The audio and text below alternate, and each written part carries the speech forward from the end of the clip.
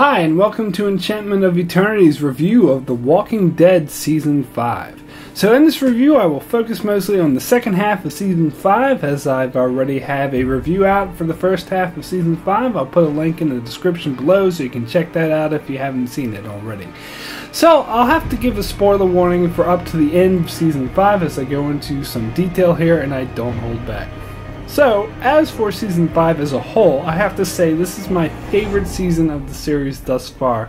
Previous to this season, Season 3, the season that dealt with the governor and the whole Woodbury storyline, was my favorite season. However, I feel Season 5 definitely topped that. In my opinion, Season 5 was the season that was most consistently good and went at a really nice steady pace, only faltering a couple of times, whereas all the previous seasons, including Season 3, were too slow and had their lion's share of filler episodes.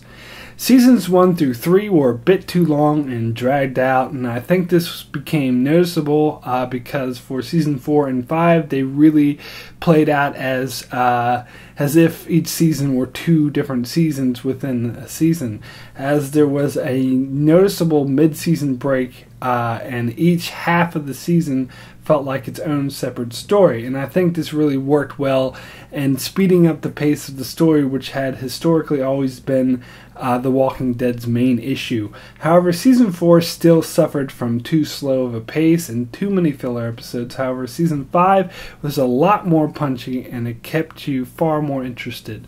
Now, I never considered The Walking Dead one of my all-time favorite TV shows. In fact, I even named The Walking Dead as one of the most overrated shows of the 21st century in the video I did for the most overrated shows. However, Season 5 has really raised my opinion of the show overall, and I now have a more positive outlook on the future of the series, and for once I'm actually looking forward to it. So, to get into the back half of Season 5, going episode by episode, we'll start off with the episode that opened the second half of the season, what happened and what's going on. Not one of my favorite episodes. It was one of those episodes that was trying too hard to be all artsy, and The Walking Dead, as well as other shows, will do this every once in a while, and to me it always seems a lot, it always seems very out of place and a bit obvious that they're trying too hard. But there are aspects of this episode I liked, such as Teresa's hallucinations with all those who died. I have mixed feelings about Teresa's death. When he was first introduced in Season 3, he was one of my favorite characters, and probably my favorite character, because he was the moral hero that Rick no longer was. But in more recent times, he became more of a moral compass type character, similar to Herschel, and I'm not so interested in those type of characters, and they always end up dying anyway, so it's no big shock that he ended up dying in this episode. So I wasn't too off-put by his death, but I reassert what I said in my previous review, that The Walking Dead kills far too many characters, that it prevents me from connecting with many of its characters, because I know they're just going to die soon anyway, so what's the point? And that's not a good thing. Next episode is Them, which is probably my least favorite of the season. This is an out-and-out filler episode, and I know the intention was to be a character story and to get to know more, the characters better, but I didn't think it succeeded, and overall I found it very boring. And after that was The Distance, where The Walking Dead started to get interesting again by introducing the character of Aaron with the promise of a beautiful community. This was a very intriguing episode, as you were just as in the dark as the group was about whether or not this place was a trap. And I gotta say, I'm personally so glad it wasn't. I would have been so pissed off to the point of wanting to quit the show if it were, because we've already seen this so many times already, like Woodbury and Terminus, and we've seen several other brutal groups of killers. It was really getting old, so I personally was wanting to trust Aaron, but I think this episode did a great job of building the tension and leaving the question open. Next episode was Remember, where the group integrates into the new Alexandria community, and this was a great character episode that then wasn't. It was interesting the way this played out with Alexandria's leader, Deanna Monroe, interviewing Rick and his group, and how they played splices of these interviews throughout the episode as the group tried to integrate into a normal suburban community.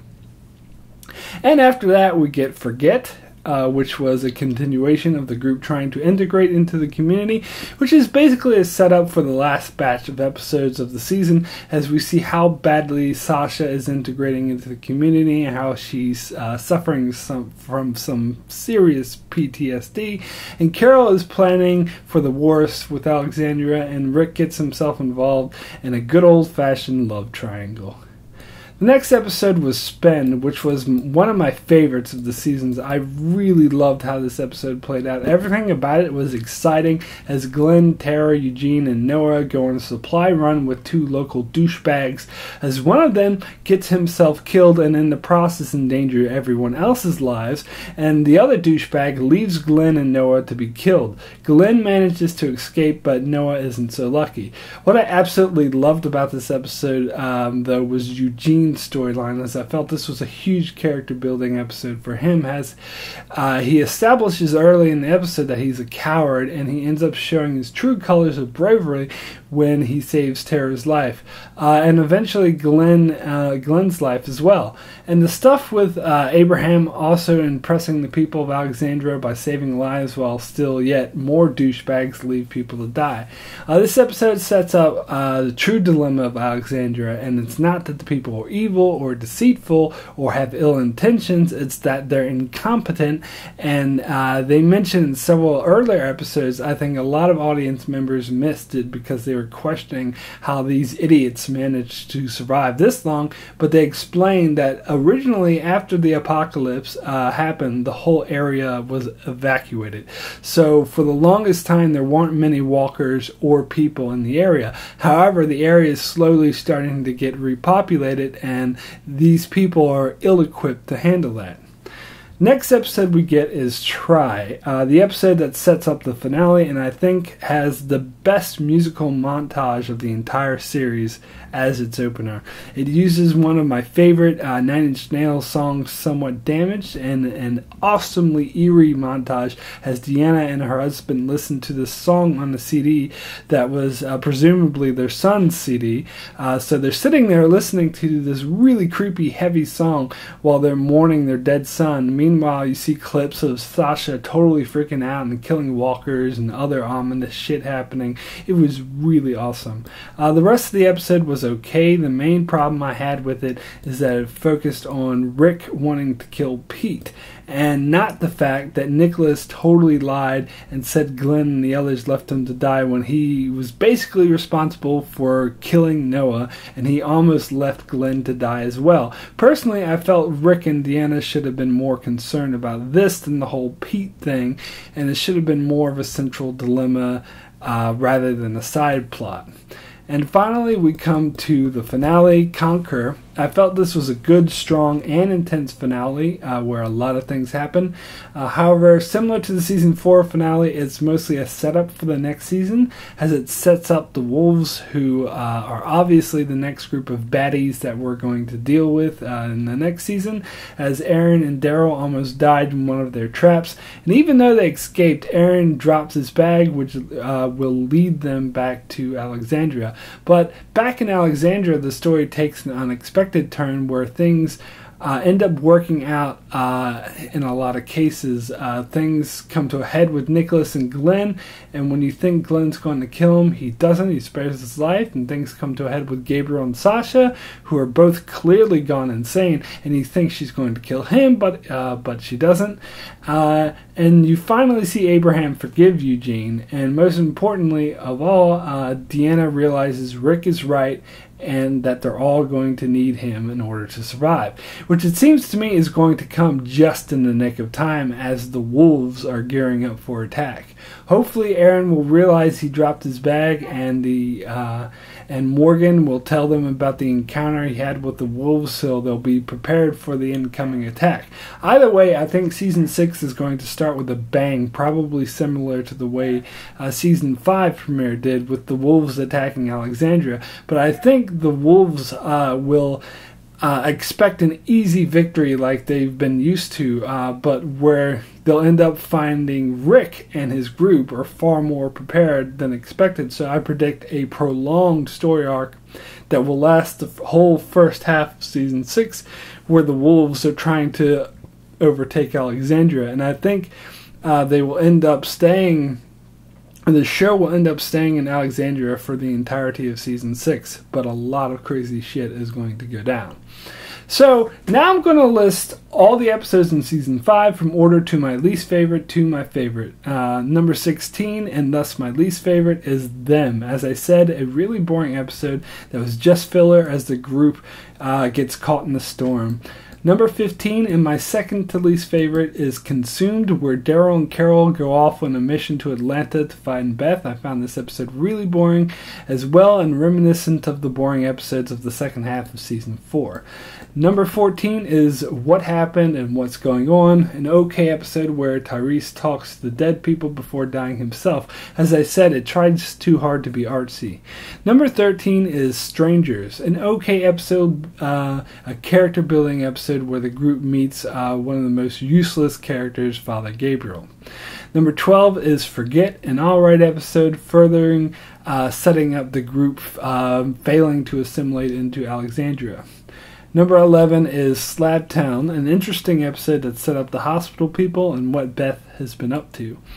Number 10 is Self-Help, a fascinating episode even if it was a bit slow at times, where Abraham finally finds out that Eugene was lying to him the whole time.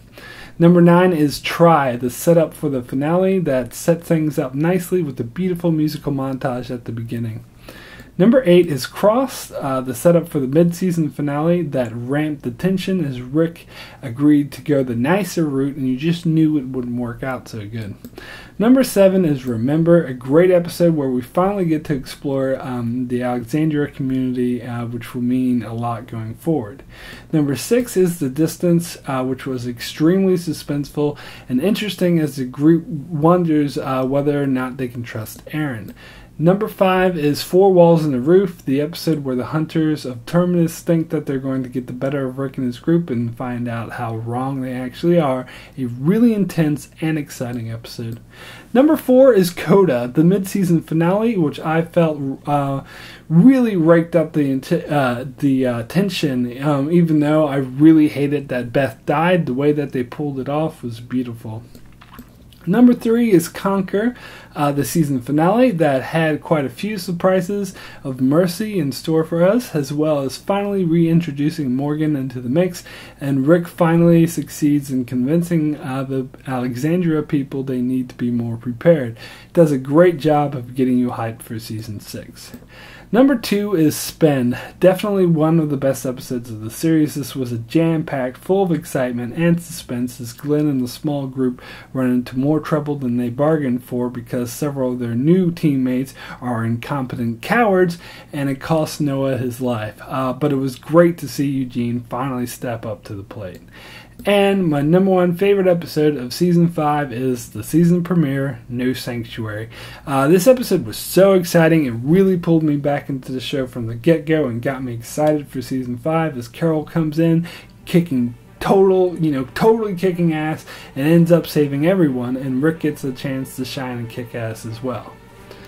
So that's it for my review of Season 5 of Walking Dead. In closing, I'll say I was really impressed with what I think was the best season of The Walking Dead, and I now have confidence in the show that Season 6 will be even better. So you can check out my review of the first half of Season 5. There'll be a link in the description below. You should check out my channel for other TV show reviews. I review shows like Game of Thrones, Star Trek, Better Call Saul, and Lost. And make sure you subscribe so you can keep up with all that. And thanks a lot for watching.